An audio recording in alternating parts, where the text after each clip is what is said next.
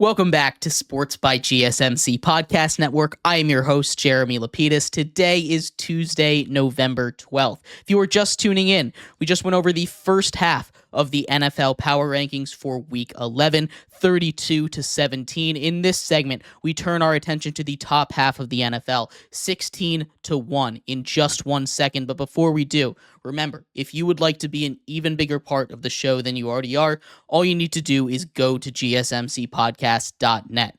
Or if you are on YouTube, you can use that super chat feature. If you do either of those two things, a message should pop up on the bottom of the screen for you, me, and everybody else around the world to see. If you do have a burning question about sports, anything at all that you would like to ask, go ahead and throw that in the comments. Throw it in the chat. I will get to it as soon as I possibly can. I appreciate everybody so much for sticking around, talking some sports with me here on a beautiful Tuesday, November 12th. But like I was saying, we are going to finish up our NFL Power Rankings. We're going to see if we can get that slideshow working. Doesn't look like it's going. At number 16, we have the Tampa Bay Buccaneers. This is a difficult Tampa Bay team to rank because they are playing like a top 10 caliber team, but they don't have the personnel to finish it off. In the last couple weeks against some pretty quality opponents, they have come this close to pulling out victories, almost beating the 49ers, losing on a walk-off field goal, although that game was a little further apart than it may have seemed at first look. Almost beating the Kansas City Chiefs, sending that game to overtime, losing in overtime there. That is 2 straight weeks, losing to 2 top 10 opponents. That is not an easy thing to do, keeping it close with how battered and injured, especially that offense has been. Baker Mayfield playing some of his best football of his career right now. He looks really, really good. He just doesn't have the supporting cast he needs to make all of the plays, which is not on him. But it's part of this Bucs squad, and they're going to sit at 16, still in the top half of the NFL, but kind of bordering on the bottom there. They're just not a team that I really look for to go super far this season. Number 15, we have the Falcons. They're still the best team in that division, but it's not very good. The Falcons have the ability to be a top 10 kind of team. They're just so incapable of being consistent. They're so... They can't play a full game of football, whether it be on the defensive end or the offensive end. They get stuck in something that doesn't work, and when it doesn't work, they're stuck in it. They can't make adjustments. That's the issue with this team. This is a Falcons team I want to say is really good. But when their game plan doesn't work right away, they're in some trouble because for whatever reason, they just can't play consistent elite ball on both ends at the same time, and they have yet to play a complete game of football. At 14, we have the Rams. They're a little bit higher than some other people have them, but I still believe in this team. A brutal game by them. Matthew Stafford had one of his worst games as a Ram. The Miami defense came up and played huge, but they're getting healthier. And I still believe in this Rams team. They're a game or two behind the Cardinals for that division. They're still right in that race. They're gonna need that. They're gonna need to win that division. And the Cardinals are really heating up. The way that the two teams ahead of them are playing scares me just a little bit. But I do think still that this is a really good Rams team that, if you're not careful, can be very dangerous. But both of those teams, the Rams and the Dolphins, are playing their best football of the season right now. The Dolphins just a little bit more on Monday Night Football.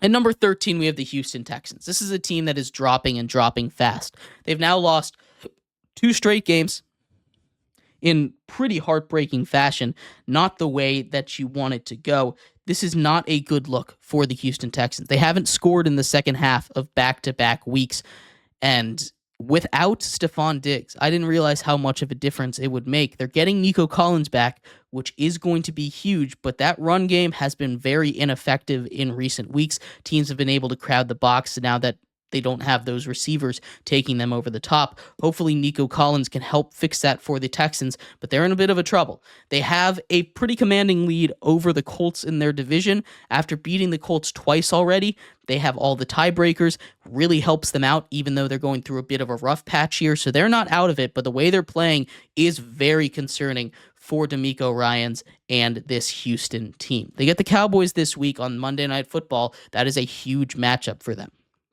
At number 12, we have the Vikings. And I don't want to punish the Vikings too much because they continue to win games. But of late, Sam Darnold has been playing his worst football. He's been playing awful. And it really showed this week, especially against this Jaguars team. He played awful against the Colts last week, still got a win. He played awful against the Jaguars, still got a win. And a lot of props goes to that Vikings defense. That Vikings defense is phenomenal. But Sam Darnold, the way that he is playing football right now, makes me remember the Sam Darnold of old. All of that talk of Sam Darnold being MVP is gone now. Only putting up 12 points against a Jaguars defense that has let just about everybody go wild on them is not acceptable. You have Justin Jefferson. You shouldn't be making all of these mistakes. The Vikings continue to disappoint me of late, even though they still have a really good record and they're still in the playoff picture. I don't see them as contenders anymore until Sam Darnold can figure himself out again. Vikings fall 6 spots to number 12. At number 11, we have the Pittsburgh Steelers. I have been low on the Steelers all year. And I understand if you still think this is low for the Steelers, but what Russell Wilson has brought to this team is a whole new kind of energy. People were putting the Steelers up in the top 10 with Justin Fields, and I didn't necessarily have an issue with it. I did think they were wrong, but with Russell Wilson, I can kind of understand it. I still see them in the top 5, which crazy, I think. But regardless of that, his ability to just say, screw it, the receivers are down there, really has opened up this offense. Najee Harris is playing the best football of his career right now, just kind of out of nowhere, which doesn't make any sense. And Russell Wilson has revived his career in Pittsburgh. You get George Pickens, who is the premier jump ball receiver in the NFL. What he can do on contested catch situations is ridiculous. They get the old version of George Pickens in Mike Williams, who also one of the best contested catch receivers in the NFL. I know he struggled when he was with the New York Jets. They just weren't using him as a contested catch guy. They were giving him back shoulders. They were giving him low balls. I didn't understand how they were using him, but you see them start to be used effectively this week against the Commanders, a very good Commanders team. The Steelers, that's their first quality win. And they have won 7 games this season, but that is their first quality win of the season, and people need to understand that. They're getting the respect now I think they deserve, but that is their first quality win, and they're about to go through the gauntlet. I need to see them get through it and get to the other side, but they should make the playoffs regardless. This is a good Steelers team. At number 10, entering the top 10 for the first time all season, it's the Los Angeles Chargers, another team that I have been slow to move up in my rankings. They've impressed me every possible way. Really, this is a Chargers team that I said, oh, they're nothing if they fall behind. Now they've decided, oh, we can pass the ball. Justin Herbert, they realized, is a top 5 quarterback in the NFL, and they've started to use him the way that you need to use him. You still have that run-first style offense, which is fine. It works, especially in today's NFL, where if you're an elite team, you need a good running game, which kind of was just like a 180 shift from last year. Crazy how fast that happened, but it has. If you have an elite run game, you look at all the top teams in the NFL, they all have a very good run game. The teams at the bottom cannot run the ball most of the time. There's obviously exceptions to all of these rules, but in general, that's how it's been going. This is a Chargers team that has impressed me around every single corner, and I am done sleeping on them. 6-3 have a very good chance to make the playoffs here. Their defense, I think, is for real. I know they still really haven't played any crazy opponents, but they did a good job against the high-powered offenses that they have faced. The Chiefs, the Cardinals, these teams, they're holding them to around 20 points each time. This is a very, very good Chargers team, and they are in the top 10 for the first time. Speaking of the Cardinals, they are at number 9, their highest rank. They're up 4 spots, and if you look at their 4-game winning streak, in 3 of those 4 games, their defense has not allowed a touchdown. That is insane.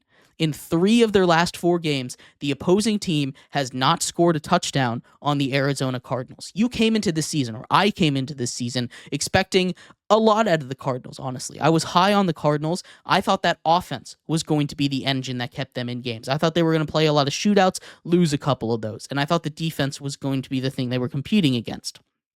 Instead, their defense has hugely stepped up. The offense has kind of lagged behind a little bit. Marvin Harrison hasn't become that offensive engine I thought he was going to be. James Conner still plays good. Kyler Murray's been a little bit inconsistent this season, but when he's on, he is on, right? This is a Cardinals team that, with that defense playing great, is a very dangerous team in the NFC. Honestly, they're a team that I think could make a lot of noise if that defense continues to play the way that they have over the last couple of weeks, and they're in the top 10 for the first time. At number 8, we have the Philadelphia Eagles. The Eagles are a team that I struggle to figure out. They absolutely dominate the Cowboys. The Cowboys stood no chance in that game. I still don't trust this team. And the reason is only because of their head coach, Nick Sirianni. I cannot trust that man as far as I can throw him, and I can't throw him very far.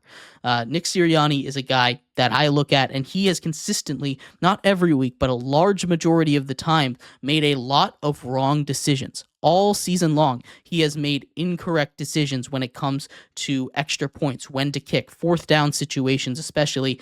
He's a guy that I don't think helps this team get any better, but this team is stacked with so much talent that it just doesn't matter most of the time. The Eagles are at number 8. At number 7, it's the Commanders. I know they're coming off of a loss. Second loss in the last 3 weeks for the Washington Commanders.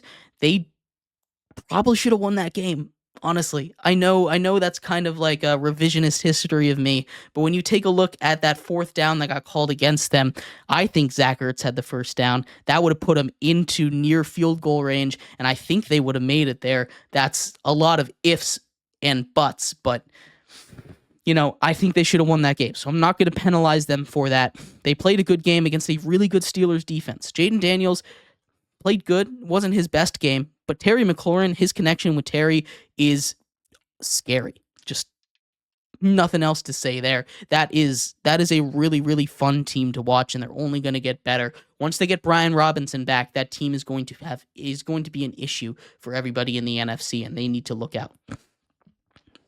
At number 6, we have the San Francisco 49ers. The 49ers get Christian McCaffrey back, but that wasn't the story of this game. The story of this game, Ricky Pearsall scores his first NFL touchdown, got shot in the chest in a robbery attempt earlier. Jake Moody misses 3 field goals, hits the walk-off field goal, so people don't talk about it, but they could have won that game by a lot more.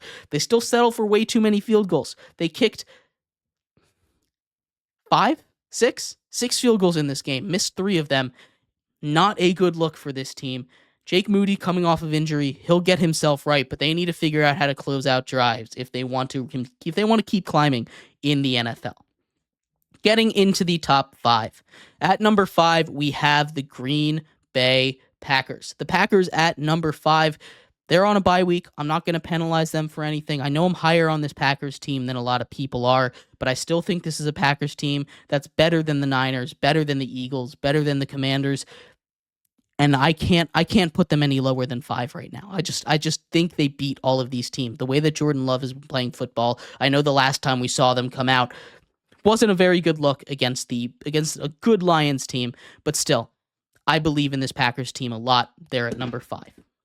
At number 4, we have the Buffalo Bills. They're coming off of maybe their worst week all season long, and I know they got absolutely destroyed by a Baltimore Ravens team earlier on this season, but against a Colts team where they get a win by 10 points, that offense was very sloppy. They cannot continue to play like that. That was by far their worst game. Josh Allen had not been turning the ball over. It wasn't just him. Other players turned the ball over a lot for the Bills this weekend. They need to clean that up if they want to continue to be ranked this high, but they get a big win against a Colts team that can cause you issues if you let them cause you issues, and they escape with a win there. Big for their defense. Pick 6 to really help seal the game there. Big for the Bills' defense. Getting into the top 3, we have the Baltimore Ravens. They played an absolute masterclass of a game offensively. Defense still needs a lot of work. It's the same old story with the Ravens week in and week out. We know what they need to do. We know what they are. They're going to get some help with the addition of some of Tre'Davious White in the secondary. Hopefully that makes a difference. Doesn't seem like that Kyle Hamilton injury is that bad, thank goodness. We will see, though, lots of stuff, again, to work out on that defense, but Lamar is playing like an MVP. Derrick Henry playing like an offensive player of the year. Maybe he should get some MVP votes as well. It's crazy how good that Baltimore offense is, and they're kind of built for the playoffs. Number 2 goes to the Lions. They played by far their worst game of the season, but somehow they escape with a win. 5 interceptions and find a way to win is not something that should ever be a sentence that is said in the NFL. And yet it's something that happened. Jared Goff somehow got bailed out. But the Texans, I don't know what they were doing in that second half, but that offense completely collapsed. The defense for the Lions really, really stepped up big, and Jared Goff made a couple of big throws, especially in that fourth quarter. Jake Bates comes up huge, just barely fitting it through the uprights for the tying and winning field goals. And the Lions get a huge win to keep pace in the NFC at number 1. And at number 1, you could have guessed it. It's the Kansas City Chiefs. It's always been the Chiefs. It always has. It always will be the Chiefs, seemingly. They escape with yet another way to win the football game. I cannot believe it. A blocked field goal to win the game, a chip shot field goal that, by all accounts, should have spelled certain doom for them. They find the weak spot in that offensive line, get through, get a hand on the kick, recover it, game is over. A massive win for the Chiefs. They escape with it. Look, you can complain about it all you want. You can call it devil magic all you want. But the Chiefs, they win games. And winning games, again, is a skill. It's not just that they're winning games. They're finding ways to win games in things you're not ready for. That's good coaching. And that's something that a lot of teams just don't have anymore. That's why the Chiefs are winning games the way they are. Andy Reid deserves a lot more credit. He gets so much credit as it is. But that defense is amazing. This is a full and complete Kansas City Chiefs team, and they're at number 1 yet again. But let me know what you think. I'd love to hear your thoughts on the NFL power rankings. We're going to take a quick break here. When we come back, we turn our attention to winners and losers. We got 5 winners, 5 losers from a crazy week in the NFL in Week 10. Make sure you stick around for that. We'll be right back here on Sports by GSMC Podcast Network.